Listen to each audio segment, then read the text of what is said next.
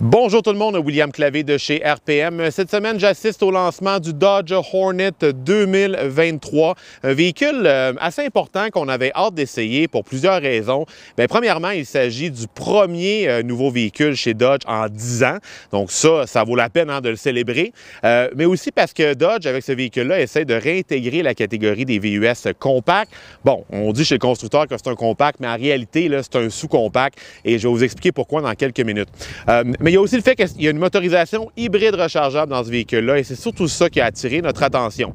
Donc, un Dodge Hornet, c'est quoi? En réalité, c'est un produit Alfa Romeo qui a été recarrossé sous l'allure d'un Dodge. En fait, ce véhicule-là est basé sur l'Alfa Romeo Tonale, un véhicule qui va être commercialisé également chez nous prochainement.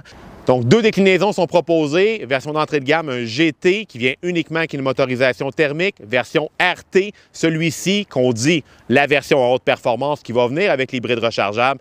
Donc, un GT, motorisation bien connue chez le constructeur, un 4 cylindres turbocompressé de 2 litres, puissance de 268 chevaux et un couple de 295 livres-pieds. Lui, il va être jumelé à une boîte automatique à 9 rapports et tous les Hornets vendus au Canada viennent de série avec le rouage intégral.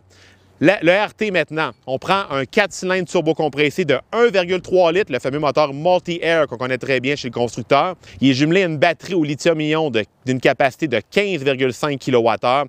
Ça va alimenter deux moteurs électriques, un à l'avant, un petit qui va agir à titre de générateur, et un deuxième sur le train arrière qui permet au véhicule d'avoir les 4 roues motrices. Et tout comme un RAV4 Prime, il n'y a pas d'arbre à transmission qui passe dans le véhicule. Donc, ça lui octroie une dynamique de conduite assez intéressante sur le mode électrique parce qu'il devient un véhicule à propulsion.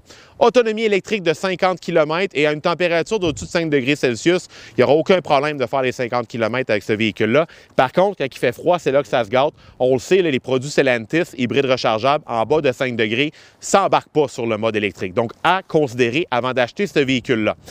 Au niveau des prix, c'est pas donné un Hornet. On va commencer à un prix de départ de un peu plus de 40 000 incluant les frais de transport et de préparation. La version hybride rechargeable commence à environ 52 000 ça va plafonner à 57 000 pour un RT+.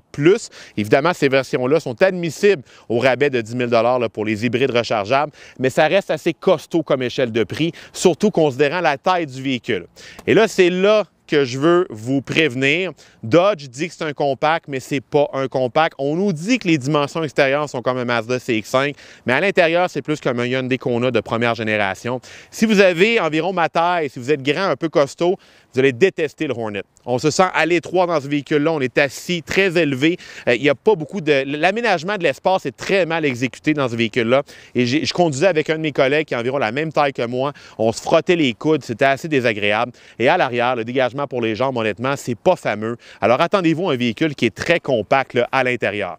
Et pour terminer, je vous dirais que si vous voulez une conduite sportive, si vous voulez de la performance, l'hybride rechargeable, même si on a une puissance totale combinée de 286 chevaux et un couple de 383 livres-pieds, ça avance, mais on n'a pas l'impression de conduire un véhicule sportif. Quand le moteur thermique embarque, ça râle. Il y a des délais énormes dans les transitions entre les deux motorisations. C'est pas très raffiné. Donc, c'est pas un Dodge RT. Si vous voulez la version sportive, allez-y avec le 2 litres turbo. C'est plus précis, c'est plus nerveux. On a un moteur qui sonne mieux.